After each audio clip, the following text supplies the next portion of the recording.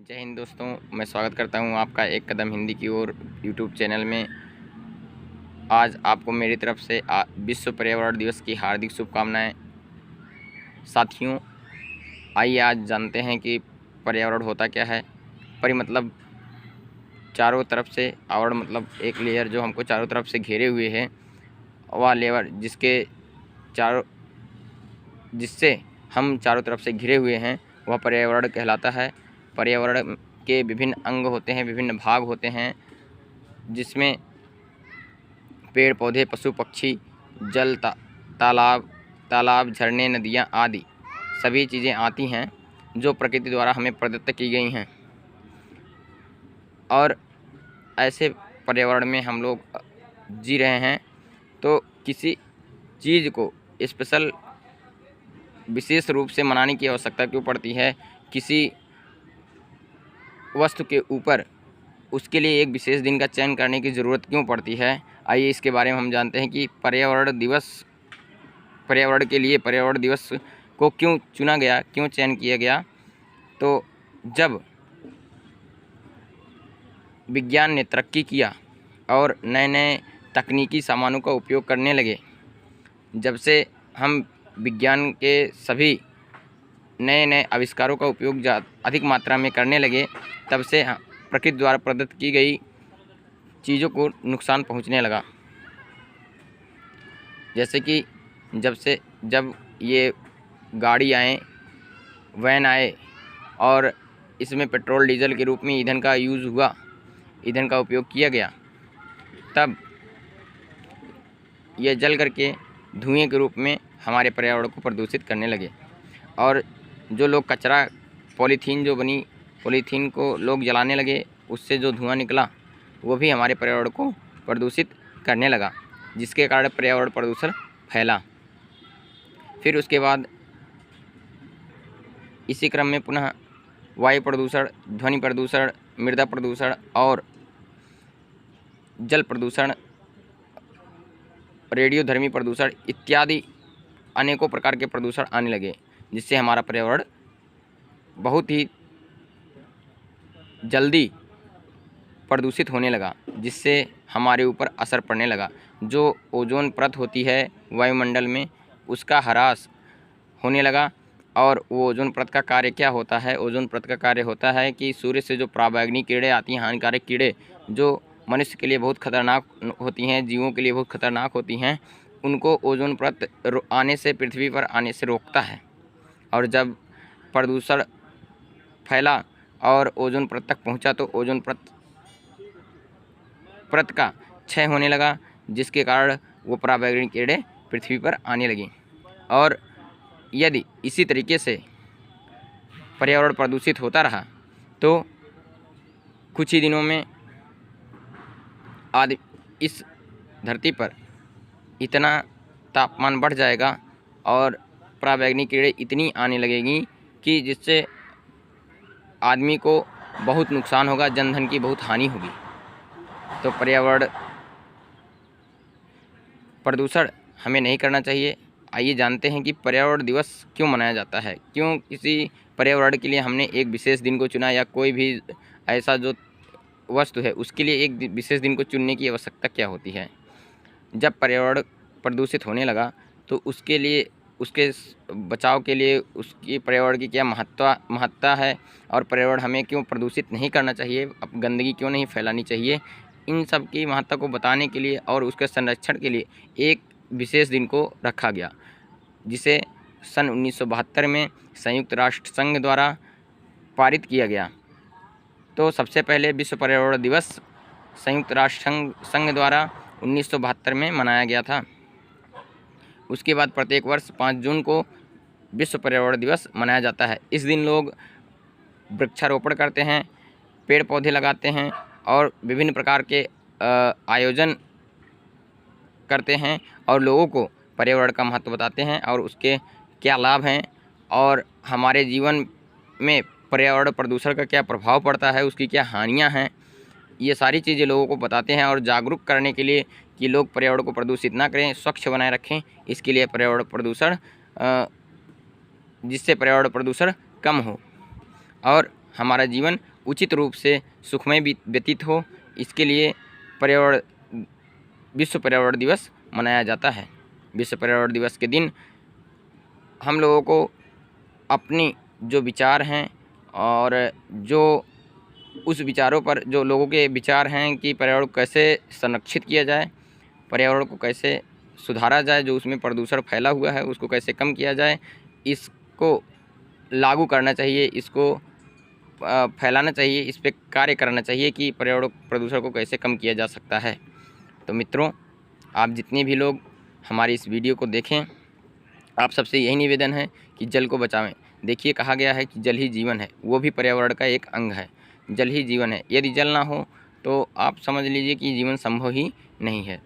तो आज जो तमाम नदियों का जल है, नदियों में देखिए क्या हो रहा है, तमाम फैक्ट्रियां हैं, उन फैक्ट्रियों की जो गंदे पानी होते हैं सब उसी नदियों में जाते हैं। लोग कूड़ा कचरा तमाम नदियों में फेंकते हैं। हालांकि इसके लिए सरकार ने कदम उठाए हैं और लोग जागरूक भी हो रहे हैं। नदियों को स्वच्छ बनाने के लिए मिशन भी चालू हुआ है।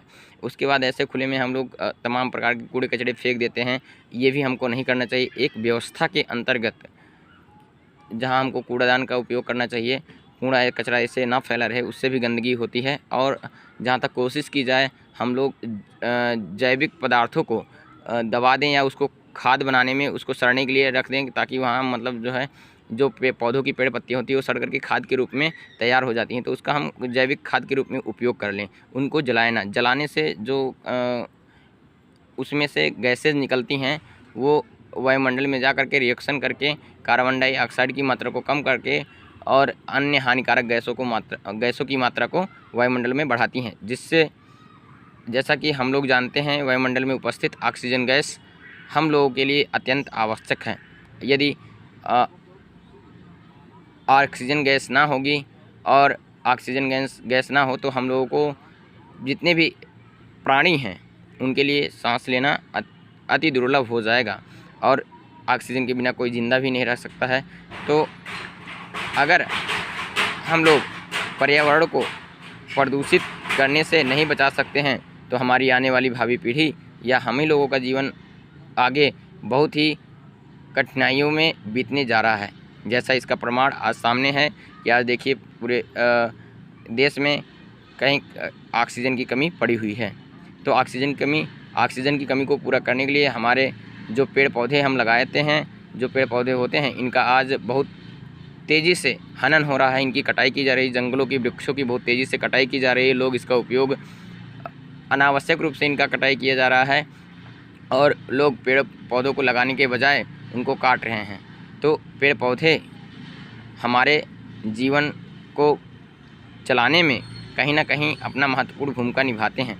यदि हम ये संकल्प बना लें कि हम अपने पूरे जीवन भर में कुछ पेड़ पौधों का रोपण करेंगे, पेड़ पौधे लगाएंगे, उनका संरक्षण करेंगे और नदियों का पानी गंदा नहीं होने देंगे, तालाबों का पानी गंदा नहीं होने देंगे, तो ये हम लोग पर्यावरण संरक्षण की तरफ कदम उठाते हैं।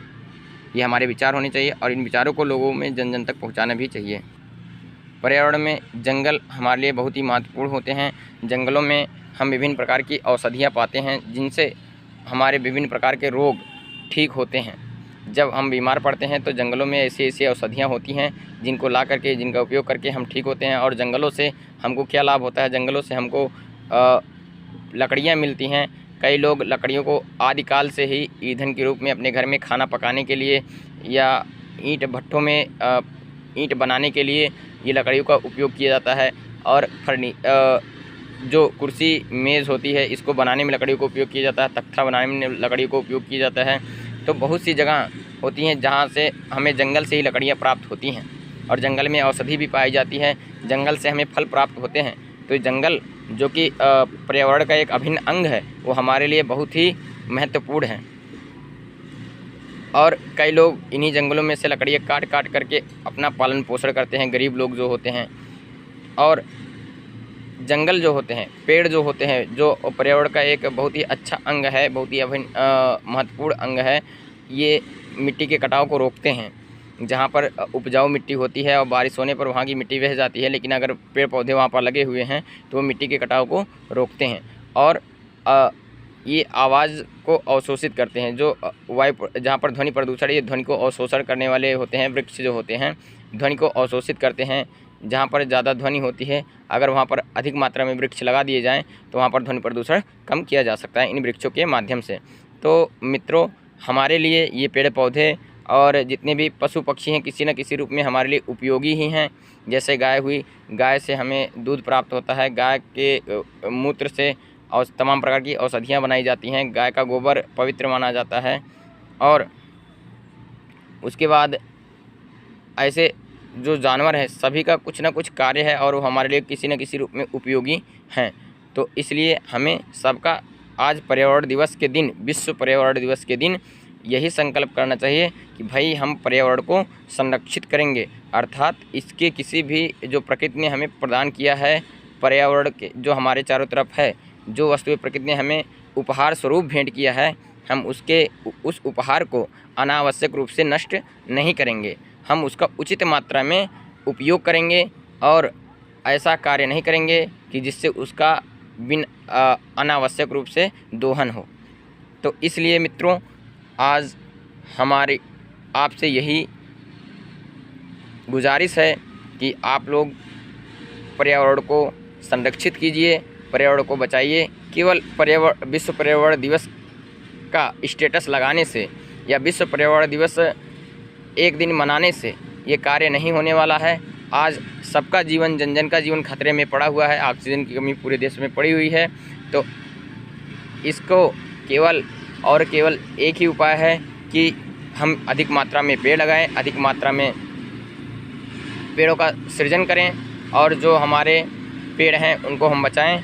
इससे ऑक्सीजन की कमी को पूरा किया जा सकता है।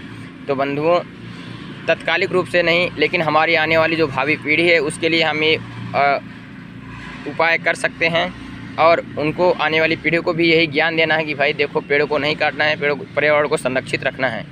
तो वीडियो देखने के लिए आपका बहुत बहुत धन्यवाद। जय हिंद।